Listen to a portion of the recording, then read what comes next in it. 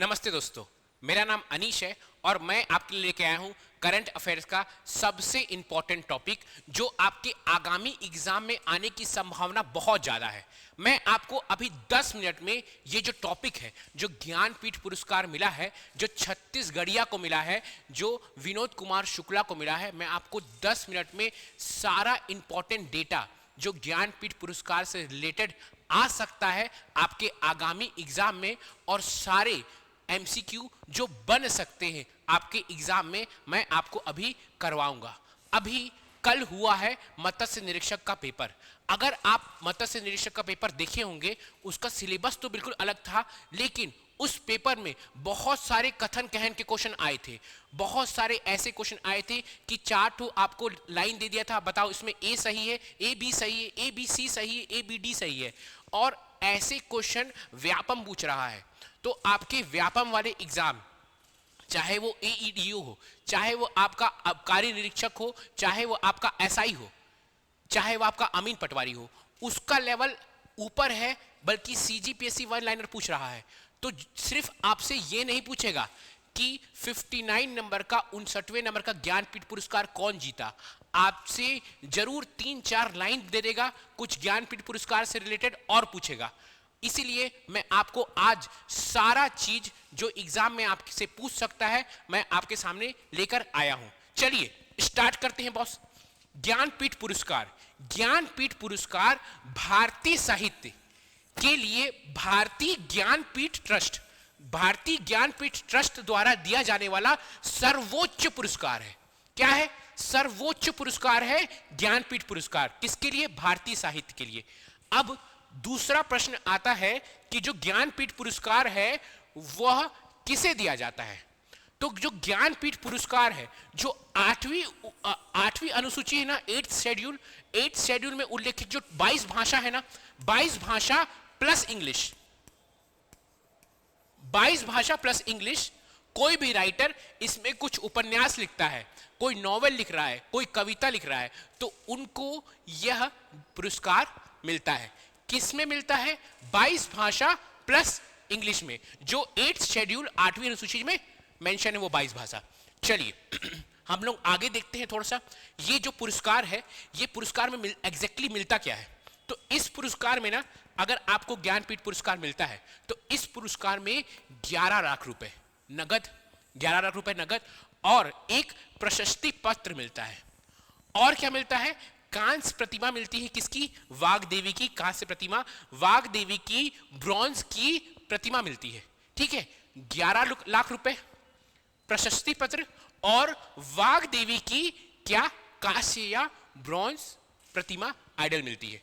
चलिए अब दूसरा प्रश्न हमारे दिमाग में आता है कि भैया पहला ज्ञानपीठ पुरस्कार किसको मिला था। हम लोग अभी ज्ञानपीठ पुरस्कार देख रहे हैं, फिर देखेंगे छत्तीसगढ़िया जो आपको विनोद कुमार शुक्ला जी को मिला है उनके बारे में। ठीक है, जो पहला ज्ञानपीठ पुरस्कार था वह मलयालम लेखक शंकर कुरूप को मिला था। मलयालम लेखक शंकर कुरूप को मिला था। और किस ईयर में मिला था बॉस?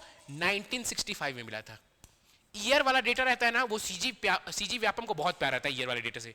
ठीक है, तो 1965 में मलयालम लेखक शंकर कुरूप को मिला था। अब देखिए, अब हम लोग आ जाते हैं हमारे छत्तीसगढ़ की शान विनोद कुमार शुक्ला जी पर। ये देखिए, ये विनोद कुमार शुक्ला है, उनका इंटरव्यू ले रहा है दैनिक भास्कर, और वो क्या बोल रहे हैं इसको सुनिए।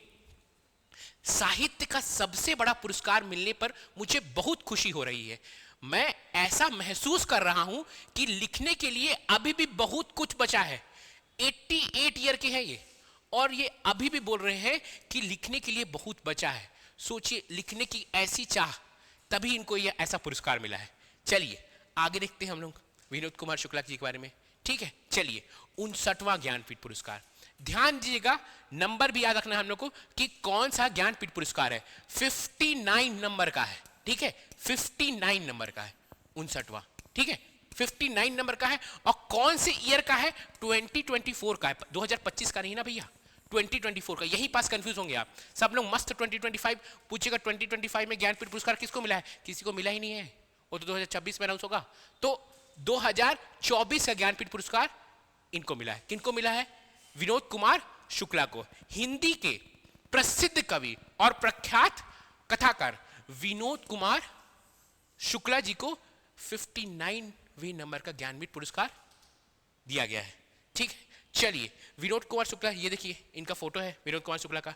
इनके कुछ चर्चित हम लोग क्या देखते हैं, उपन्यास देखते हैं, है ना, और काव्य संग्रह देखते हैं। तो इनके कुछ चर्चित जो उपन्यास है उसका मैं लास्ट में आपको एक पूरा लिस्ट दे दूंगा, कौन कौन सा उपन्यास लिखे हैं ये, कौन कौन सा काव्य संग्रह लिखे हैं, उनका पूरा लिस्ट लेके आया हूं मैं। At the end of class मैं पूरा लिस्ट ही आपको दे दूंगा। ठीक है, तो कुछ चर्चित क्या है, नौकर की कमीज है, ये चर्चित उपन्यास है। और काव्य संग्रह में वह आदमी चला गया गरम कोट पहनकर विचार की तरह, ये क्या है, उनकी कुछ चर्चित उपन्यास और काव्य संग्रह है। ठीक है, अब कुछ महत्वपूर्ण तथ्य देखते हैं हम लोग। कुछ महत्वपूर्ण तथ्य में इनको हिंदी में मिला है, देखिए 22 भाषा में और इंग्लिश में मिलता है। ये जो लिखते हैं कविता, ये जो उपन्यास लिखते हैं, ये हिंदी में लिखते हैं। ठीक है, तो अभी तक टोटल कितने हिंदी पोएट को या हिंदी राइटर को ज्ञानपीठ पुरस्कार मिला है, तो टोटल 12। वो क्या है, जो आपका विनोद कुमार शुक्ला है वो 12वें लेखक है। मतलब आपका जो ज्ञानपीठ पुरस्कार है वह 1965 से मिल रहा है, और 1965 से अभी तक 12 हिंदी लेखक को मिला है। फिर मलयालम लेखक, अलग अलग लेखक, बंगाली लेखक, ये सबको भी मिला होगा, लेकिन हिंदी में 12वें हिंदी लेखक कौन है भैया, विनोद कुमार शुक्ला जी। चलिए अब विनोद कुमार शुक्ला के बारे में जानते हैं थोड़ा सा। उनका जन्म कहां हुआ था, राजनांदगांव में उनका जन्म हुआ था। कब, 1 जनवरी 1937 में जन्म हुआ था। अब कितने वर्ष से वो लिख रहे हैं भैया, ध्यान दीजिए, 50 वर्ष से लेखन कर रहे हैं वो, 50 वर्ष से वह लेखन कर रहे हैं विनोद कुमार शुक्ला जी। ठीक है, चलिए आगे देखते हैं हम लोग। अब एक क्वेश्चन दिमाग में आ सकता है, सीजीपीएससी आपसे पूछ सकता है कि विनोद कुमार शुक्ला का पहला संग्रह कौन सा था। भाई पहला कविता संग्रह कौन सा था, अभिषेक जय हिंद। ये जो पहला कविता संग्रह है ये कब लिखा है इन्होंने, तो 1971 में अभिषेक जय हिंद इन्होंने लिखा है। उन्हें उपन्यास दीवार में एक खिड़की हुआ करती थी के लिए 1999 में साहित्य अकादमी पुरस्कार भी मिला है। तो ये भी पूछ सकता है, आपका क्या करेगा, 4 तो सेंटेंस दे देगा, ठीक है, कि 59वें नंबर का ज्ञानपीठ पुरस्कार विनोद कुमार शुक्ला को मिला है। ठीक है, और उनके उपन्यास दीवार में एक खिड़की हुआ करती थी के लिए 1999 में साहित्य अकादमी पुरस्कार मिला है। उपरोक्त से 2 कथन सही है, 1 सही है, 2 सही है, ऐसे प्रश्न पूछ सकता है। तो आपको यह भी याद होना चाहिए कि उनके उपन्यास दीवार में एक खिड़की हुआ करती थी। 1999 में इस उपन्यास के लिए साहित्य अकादमी पुरस्कार मिला है। ठीक है, विनोद कुमार शुक्ला के कुछ बेहतरीन उपन्यास में से है, देखिए सर्वश्रेष्ठ हिंदी उपन्यास में कौन कौन से गिने जाते हैं, नौकर की कमीज, खिलेगा तो दिखेगा, दीवार में एक खिड़की हुआ करती थी, इसीलिए इनके लिए क्या साहित्य अकादमी अभी हम लोग पढ़े हैं। ठीक है, एक और चीज देखिए, प्रसिद्ध फिल्मकार मणि कौल ने उनके उपन्यास नौकर की कमीज पर फिल्म भी बनी है, मतलब उनके उपन्यास पर फिल्म भी बन चुकी है। ठीक है, चलिए और देखते हैं हम लोग और क्या क्या इंपॉर्टेंट है। और इनकी अन्य जो उपलब्धि है विनोद कुमार शुक्ला की, अमेरिका के नवोकोव पुरस्कार पाने वाले पहले एशिया है। क्या, अमेरिकी नवोकोव पुरस्कार पाने वाले ये पहले एशियाई है। और कौन कौन से उनकी उपलब्धि भैया, बहुत सारा उपलब्धि है। अगर आप देखिएगा तो गजानन माधव मुक्तिबोध फेलोशिप, रजा पुरस्कार, वीर सिंह देव पुरस्कार, सृजन भारती पुरस्कार, रघुवीर सहाय स्मृति पुरस्कार, दयावती मोदी कवि शिखर पुरस्कार, भवानी प्रसाद मिश्र पुरस्कार, मैथिली चरण गुप्त पुरस्कार। इन सब में से इतना सारा याद करना थोड़ा मुश्किल है, लेकिन इस सब में से जो सबसे इंपॉर्टेंट है वो ये है, पंडित सुंदरलाल शर्मा पुरस्कार। क्यों भैया, क्योंकि पंडित सुंदरलाल शर्मा पुरस्कार छत्तीसगढ़ गवर्नमेंट देती है, और छत्तीसगढ़ गवर्नमेंट देती है बात तो एक ये है, दूसरा क्या कि प्रथम, ध्यान दीजिए, प्रथम पंडित सुंदरलाल शर्मा पुरस्कार का सम्मान पाने वाले वो भी कब, 2001 में विनोद कुमार शुक्ला जी हैं। तो ये भी बहुत जरूरी हो जाता है कि प्रथम सुंदरलाल शर्मा पुरस्कार जो 2001 में मिला है वह किनको मिला है, विनोद कुमार शुक्ला जी को ही मिला है। ठीक है, चलिए और इनके क्या है भैया अचीवमेंट, और अचीवमेंट क्या है, हाल ही के वर्षों में उन्हें मातृभूमि बुक ऑफ द ईयर पुरस्कार भी दिया गया है। पिछले साल मतलब लास्ट ईयर ही उन्हें क्या पेन अमेरिका द्वारा अंतरराष्ट्रीय ख्याति के लिए ना वो कोव पुरस्कार से सम्मानित किया है। मतलब पिछले साल ही इनको ये वाला भी अमेरिका वाला ना वो कोव पुरस्कार भी मिला हुआ है। यह सम्मान पाने वाले वो एशिया के पहले आदमी हैं। तो एशिया के पहले आदमी है, सोचिए इतना सारा अवार्ड उनको मिलते ही जा रहा है। इतना 50 साल से लिख रहे हैं बॉस, इतना सारा अवार्ड उनको मिल चुका है।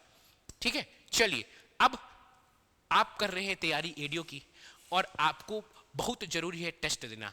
अगर आप टेस्ट नहीं दे रहे हैं तो आप तैयारी ही मत कीजिए, क्योंकि बिना टेस्ट के, बिना वो एटमॉस्फेयर, वो एग्जाम का प्रेशर झेले आप वहां पे जाके एग्जाम में करेंगे मिस्टेक। तो हमारी जो संस्था है वह क्या की है भैया, एडीओ के लिए टेस्ट लेकर आई है। एडीओ का टेस्ट है ना, कब से चालू है, ये चालू हो चुका है। ये जो एडीओ का टेस्ट है ये 17 तारीख से चालू हो चुका है और एक एग्जाम हमारा हो भी चुका है 20 मार्च को। ठीक है, अगर आपको ये टेस्ट ज्वाइन करना है तो ऑनलाइन फीस है 399।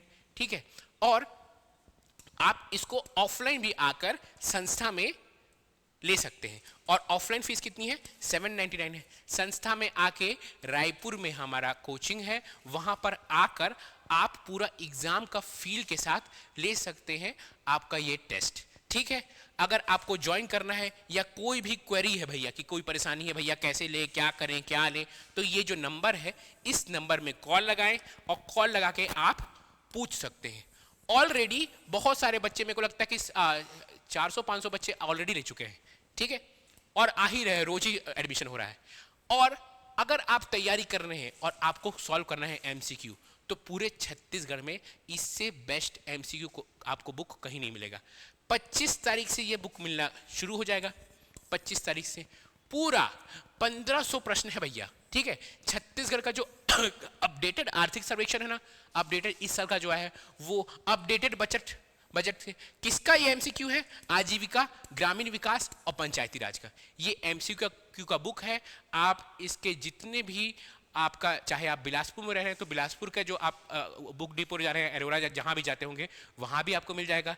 रायपुर के बुक डिपो है तो रायपुर में मिल जाएगा। आपको संस्था आना है तो संस्था में मिल जाएगा। अगर आपको ऑनलाइन लेना है तो ऑनलाइन भी मिल जाएगा बुक, है ना। वास्तुनिष्ठ प्रश्न है ना, ये बुक अगर आपको मिलना है तो 25 मार्च, मतलब कल है भैया 25 मार्च से आपको ये बुक मिलना शुरू हो जाएगा। आप ले सकते हैं ये बुक।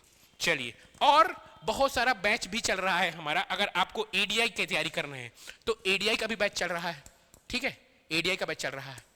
और अगर आप समग्र छत्तीसगढ़ बैच भी चल रहा है। समग्र छत्तीसगढ़ बैच क्या है कि जितने भी आपके एग्जाम्स हैं, व्यापम के इस साल में जितने भी आपके एग्जाम हैं, एक बार एक बैच लीजिए और सारे एग्जाम का सिलेबस, चाहे वो एडीओ हो, चाहे वो अमीन पटवारी हो, चाहे वो एसआई हो, सबका आपको एक ही बैच में सबका सिलेबस, सबका लाइव क्लासेस मिलेगा, है ना।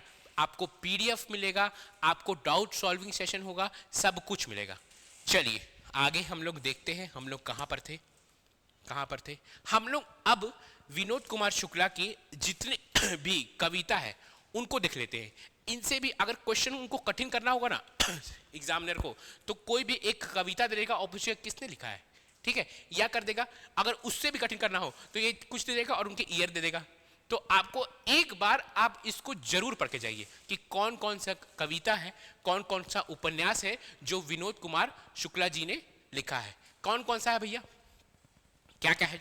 लगभग, जय हिंद, वह आदमी चला गया, सब कुछ होना बचा रहेगा, अतिरिक्त नहीं, कविता से लंबी कविता, आकाश धरती को खटखटाता है, कभी के बाद अभी, कवि ने कहा। तो ये सब उनकी कविता है। अब ये सब उनकी उपन्यास है। आपको क्लास के बाद इसका जो पीडीएफ है सीजीपीएससी नॉलेज टेलीग्राम चैनल में मैं शेयर कर दूंगा। आप इस पीडीएफ को जरूर एक बार देखें, जरूर एक बार इस पीडीएफ से पढ़ें। क्या क्या है उपन्यास, नौकर की कमीज, खिलेगा तो देखेंगे, दीवार में एक खिड़की रहती थी, हरी घास की छप्पर वाली झोपड़ी और बौना पहाड़, है ना, यासी रासा त एक चुप्पी जंगल, तो ये क्या है बॉस, ये सब उनका उपन्यास है। और क्या क्या है उनका, और बहुत सारा है, कहानी संग्रह भी उनका क्या क्या है, पेड़ पर कमरा, महाविद्यालय, एक कहानी, गोदाम, गमले में जंगल, ये उनका कविता संग्रह है। चलिए अब हम लोग नॉन स्टॉप एमसीक्यू करते हैं इनका। चलिए सबसे पहला प्रश्न है, सबसे पहला और एकदम बच्चा प्रश्न। क्या प्रश्न है, ज्ञानपीठ पुरस्कार किस क्षेत्र में उत्कृष्टता के लिए दिया जाता है? ज्ञानपीठ पुरस्कार is given for the excellence in which field? अर्थशास्त्र, कला, चिकित्सा, खेल। तो क्या है भैया, चिकित्सा साहित्य, ये गलत लिखा हुआ है, सिर्फ साहित्य होगा। अर्थशास्त्र, अर्थशास्त्र, कला, साहित्य, खेल। तो इसका आंसर क्या होगा, साहित्य होगा इसका आंसर। चलिए नेक्स्ट क्वेश्चन देखते हैं हम लोग।